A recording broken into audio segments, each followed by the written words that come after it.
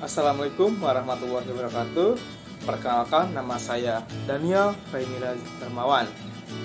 Saya mahasiswa dari Stikes Horizon Karawang, kelas 2B D3 Keperawatan. Baik, di sini saya akan menjelaskan mengenai cara mengatasi mual dan muntah bagi pasien yang melakukan kemoterapi. Baik, kita langsung saja ya.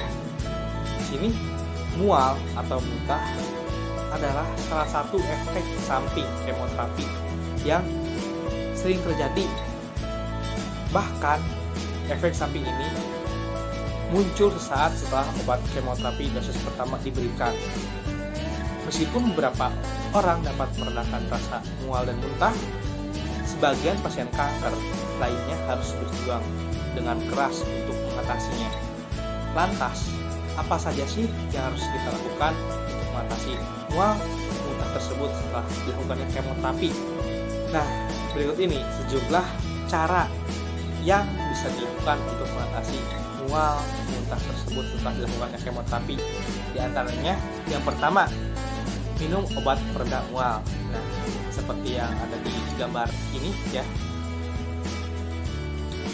Nah, setelah kemoterapi selesai dilakukan, dokter biasanya akan memberikan obat khusus untuk meredakan mual tersebut. Nah, obat ini anti mual, disebut juga dengan antiemetik. Pemberian dosis dan jenis obatnya berbeda untuk setiap pasien, tergantung dari seberapa parah mual yang dirasakannya. Nah, obat anti mual ini tersedia dalam berbagai bentuk. Di antaranya ada pil, cairan infus, atau suppositoria.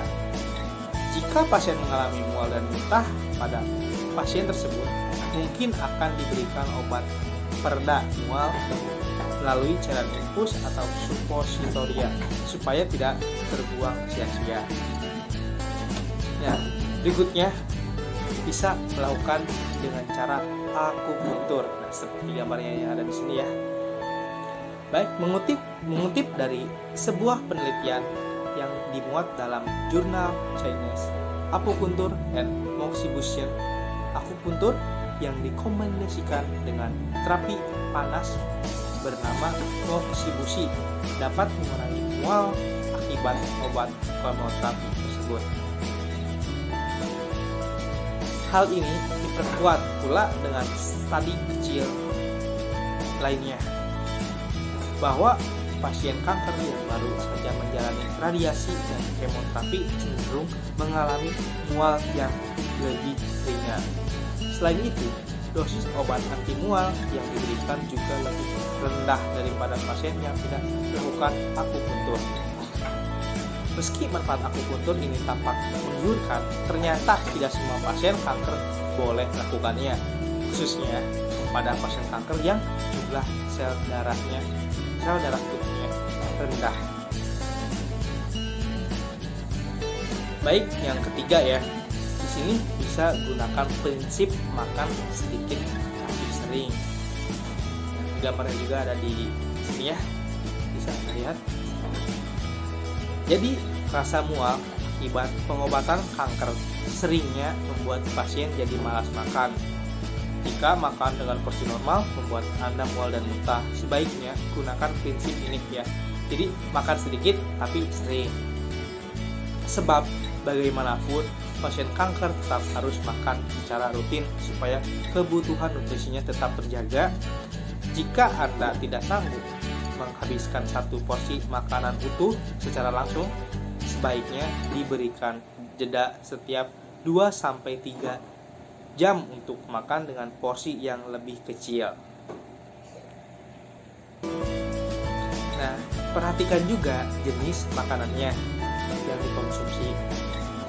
Hindari makanan yang digoreng, berlemak, dan makanan manis karena cenderung sulit dicerna. Alih-alih membuat pasien bisa makan makanan tersebut, malah justru dapat memperparah mual tersebut.